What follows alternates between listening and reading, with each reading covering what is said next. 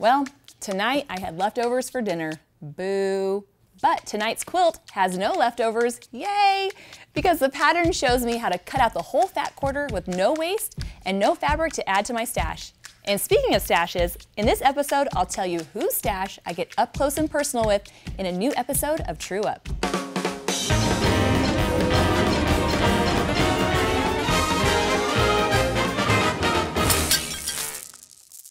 So the pattern I'm using is called Pathfinder, and it uses this beautiful boundless solids to make a bright, bold quilt with saturated colors. It's designed by Sarah Ruiz, and I love how she pairs up the colors with some darks and complements them with some lights to make a really nice contrasting effect with her quilt. And if you think about it, it's almost like this is stash neutral. It doesn't add to your stash, it doesn't take away from it, well, unless you use fat quarters from your stash. No matter what you're using though, you gotta cut it up, so let's get to cutting. Using her diagram, I'm gonna cut this fat quarter into all the pieces I need. Now, I've already taken my fat quarters and divided them into 2 piles, so this is the first pile, and I'm gonna just follow her instructions and cut up this fat quarter.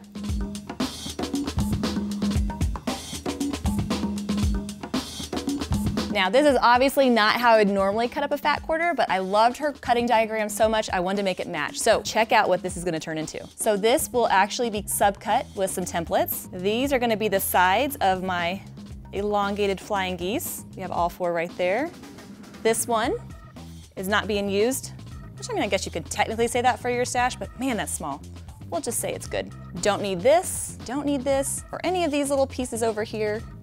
These are the final pieces I'll need to make my big flying geese blocks and the units that make up my Pathfinder quilt. Now on Sarah's website, she says that she's a NASA engineer.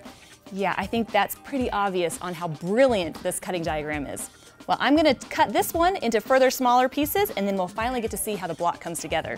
She's so clever, she even has templates to help with the cutting to make sure I get all the pieces that I need out of this. So I'm gonna cut some bigger triangles, some smaller triangles, and then I'll be done with the cutting. I'm gonna use this to notch my corners real quick. So you may know I have a new series called True Up, and in it, I actually got to go visit my friend Tula Pink's house. That's right, she makes an appearance in one of the episodes, and her stash is something to behold.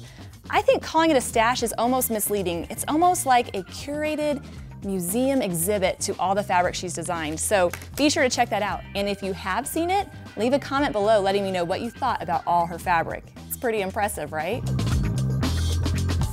So I'm gonna quickly cut up the other set of fat quarters and show you how these big triangles turn into an amazing block. I'm gonna take both of these big squares and turn it into an hourglass block, which is gonna be the center of our Pathfinder block. And it looks really nice.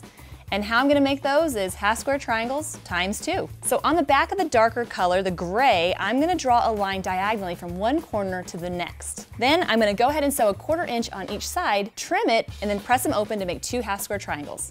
I'm gonna cut it directly on that line, and then press it open.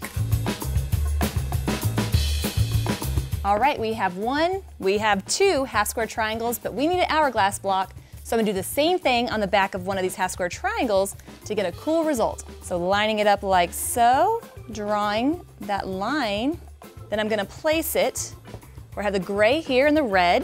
They're gonna have opposite colors, but those seams are still going the same direction. And you know how I know I have it right? When I fold this back, that's what it's supposed to look like. Whew, that's a good thing. All right, so I'm gonna do the same thing. So a 1/4 inch on each side of the line, trim, and then press, and I'll have my hourglass block. Trimming on that line, and don't worry about this, I'm gonna trim it up as well, but first I wanna see just what my hourglass block looks like. Looky there, I've got 1, and then I've got 2. I'm gonna press them and trim them up and then start making my block.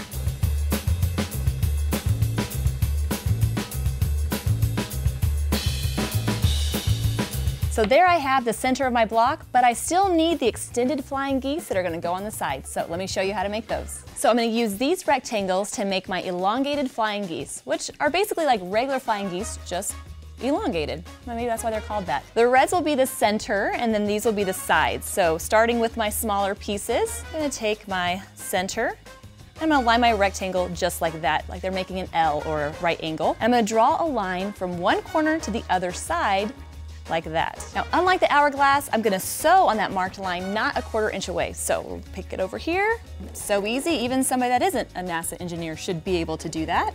Bring it over. You can see that makes part of my flying geese. So I'm gonna trim it about a 1/4 inch from that line. Do a little finger press. And I'm gonna do the same on the other side, except my angle is gonna go the opposite direction. And there we have it. I'm gonna trim it, press it, and do the same with all the other rectangles, and then I'll have all the pieces I need to make my block.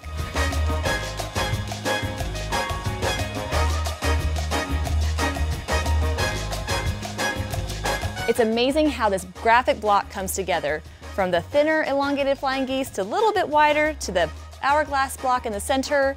Gorgeous, and I love the colors. In fact, I have the next 2 blocks for the first row already finished.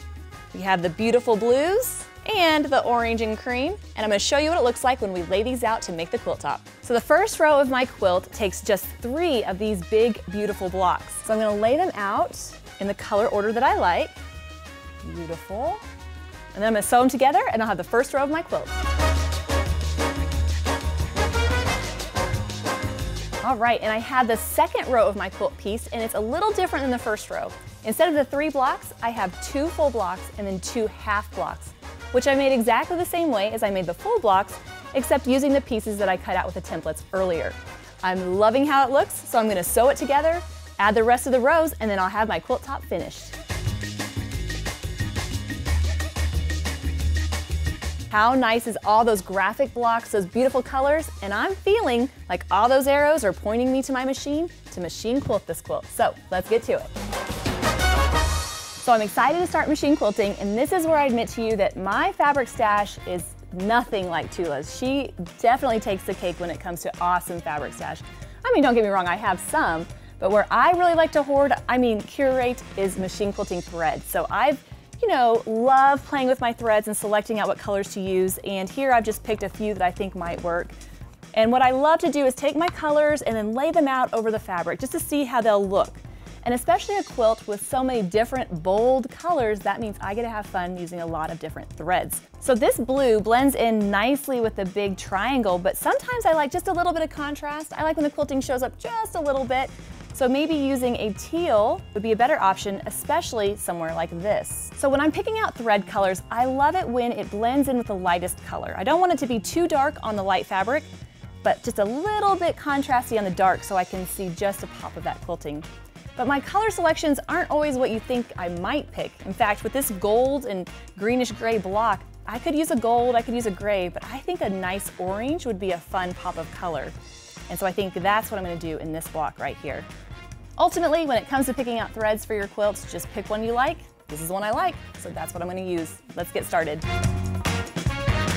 I love how echoing can really separate the blocks. So I'm going to stitch along the seam, and when I get to the edge of the block, I'm going to travel and then echo the side of my seam. I'm echoing it about a 1/4 inch away, and after echoing it a couple times, I'm gonna go right into my swirl, and I'm gonna quilt a line that curls in, but instead of going all the way around, I'm gonna add a little hook, and then echo back and around the whole swirl. I'm gonna repeat again, another swirl, echoing out again to a point, and then echoing back and finishing the swirl. The reason I love using this pointy swirl is that it really will fit in between the points, or those corners that I have with these triangles. Once I get to the point of my triangle though, I'm gonna use traveling along that seam to get to the widest point of the triangle so I can do a little geometric quilting, an angled line that goes down to the opposite point and then echoing back. So as you can see, traveling along the seam really helps me maneuver my way around the quilt without having to break thread. Now, even though I don't mind quilting horizontal or vertical lines without a ruler, when I get to those diagonals, I'm gonna use my ruler just to help keep me on track and using it to echo my way back in to where I started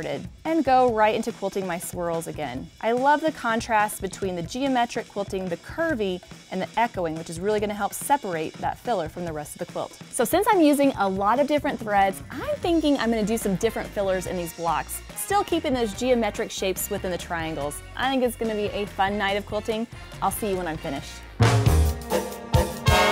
So this quilt is finally finished, and I am so relieved that you don't have to be a NASA engineer to finish it. I had such a fun time working with those big, beautiful blocks, playing with different textures with the quilting, and of course, pulling out all my favorite thread selections. Sometimes you can be adventurous with the colors. Whether it's orange thread in a blue block, gray thread in a red block, or any color in between, I bet it's gonna look fantastic. So I wanna know, do you like collecting fabric like Tula? Or are you more of a thread hoarder like I am? Leave a comment below letting us know.